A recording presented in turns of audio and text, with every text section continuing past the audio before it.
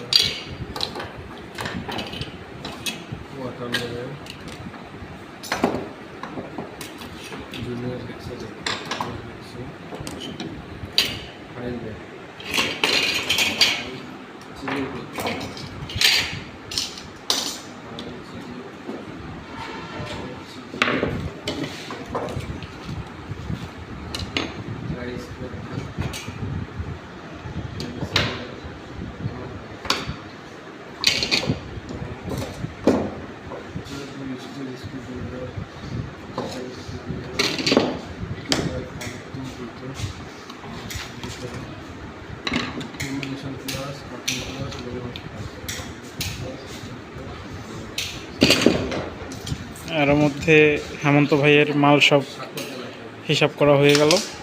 এখন তিনি স্বাক্ষর দিয়ে মালগুলো বুঝিয়ে নেবেন।